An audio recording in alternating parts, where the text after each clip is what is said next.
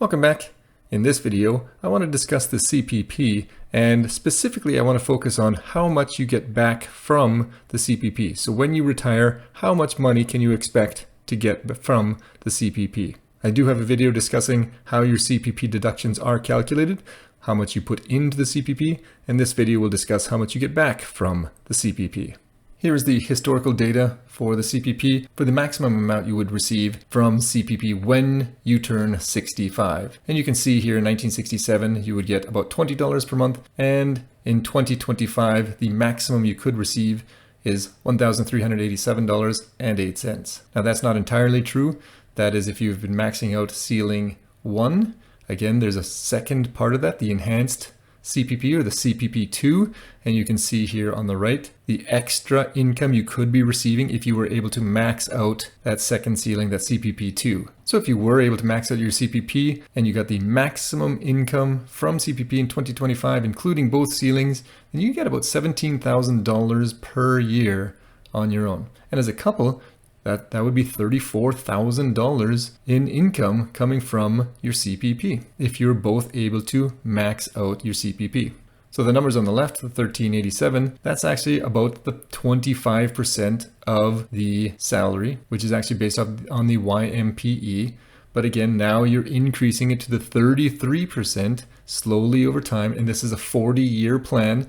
And this is the last year of adjustments for the CPP. And so the 5.95% in the second ceiling aren't going to change for the next few years, I'm sure. And if you were to retire in 40 years and you were able to max it out, then you would get 33% of your income, or the YMPE, replaced. Someone like me, who's going to retire probably in the next 10 years or so, will not be able to fully take advantage of these increased payments because I haven't been paying into the enhanced portion for my entire life. So there will be some adjustments, but I won't be able to maximize or get up to that 33% no matter what I do, unless I work for another 40 years. Now, I keep talking about the maximum you can receive from the CPP, and that's the $1,449 right now.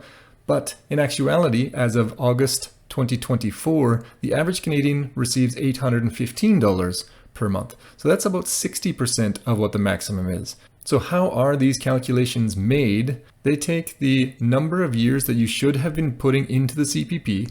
And so when you start putting into CPP at 18 years old, so if you're working before 18, you're actually not making any CPP contributions. But from 18 to retirement age in Canada, which is 65, you should have been putting money into the CPP. So that's a total of 47 years. You don't have to maximize that for 47 years. The government realizes that you're going to have some low income earnings when you're young. And so they actually take 17% of that, which is 8 years, and they use those as dropout years. So you can actually drop out your lowest 8 years from your calculations for your CPP. So what the government's actually looking at is your top 39 years of earnings. So let's say you were able to max out your CPP for 26 years and $0 for the rest of them. Well, 26 is 2/3 of 39. So instead of getting the maximum $1,449 of your CPP, you would get 2/3 of the $1,449, which ends up being $966. And it's unrealistic to maximize your CPP contributions for 26 years and have $0 earnings for the rest of it. In actuality, you're probably earning a little bit of income for a lot longer, especially in your younger years. You're probably making a little bit of money, but not maxing it out. And so you get a fraction of whatever the maximum is. If you were able to earn half of the YMPE, or whatever the ceiling 1 was, then you would earn half of what you would get from the CPP for that calendar year. This can get quite confusing, and I made a spreadsheet for all of this, but then some other much smarter people than me started making their own spreadsheets and programs. I'm just going to show you 3 of them. I use about 5 for my calculations, and then I always use the worst case scenario. So I always use the lowest calculations. They're all slightly different, but they are very similar. This is a great calculator from the measure of a plan here. If you just click on the CPP and OAS calculator, the spreadsheet looks like this, and you can just fill in some information there, and it'll tell you how much approximately you could be getting in your CPP. Doug Runchie is Canada's expert on CPP, and he's come out with this website, cppcalculator.ca. If you subscribe here, he'll send you a link to the spreadsheet, and you can just use that one as well. It's a fantastic spreadsheet. And brand new PWL Capital has one here as well, which is really nice and easy to use. And I'll have links to all three of these calculators in the description below. In all three of these calculators, you will need some information. So I'm just going to use PWL Capitals here. They're all about the same. You put in your birthday, it'll tell you your age. You put in your retirement date, and I just put retiring at 65 years old. If you click here at future earnings, I just left those as the default. Basically, it's saying I'm going to be maxing out my CPP contributions each year. Past income here is important. So I just made up some numbers here so that you can see what the calculations are going to be. But if you want to put in your calculations, you're going to have to go to your My Service Canada site. If you go to your My Service Canada, hopefully you've got an account already. If not, I highly recommend that you create one. Just log into it.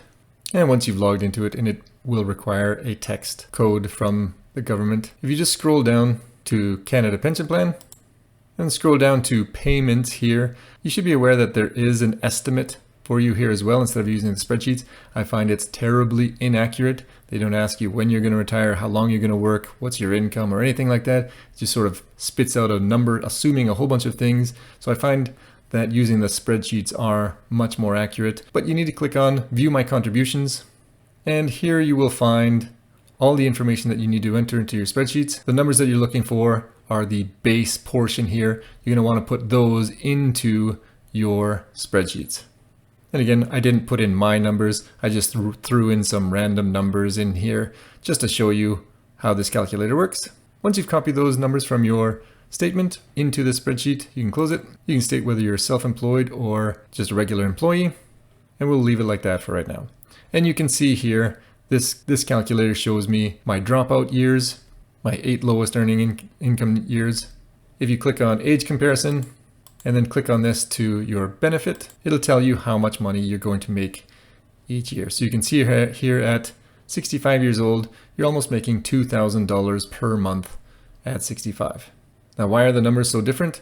Well, you can take your CPP at any time between 60 and 70. All your calculations are based on being 65 years old, as that's the retirement age in Canada. If you decide to take CPP before 65 years old, you will lose 0.6% per month of your CPP payments.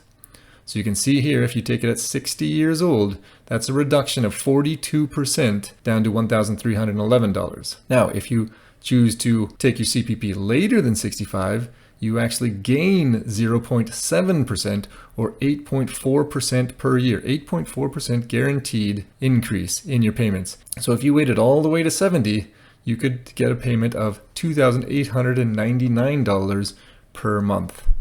So you can see the difference between taking it 60 and 70 is more than twice the payment if you waited those 10 years. You would just lose out on 10 years of payments. Another thing that I haven't discussed is the child rearing provision. If you stayed home with children, so if you took a year off, 2 years, 3 years off to be with your children, you can actually add those to your dropout years. So for instance, my wife stayed at home with our boys for 5 years when they were young.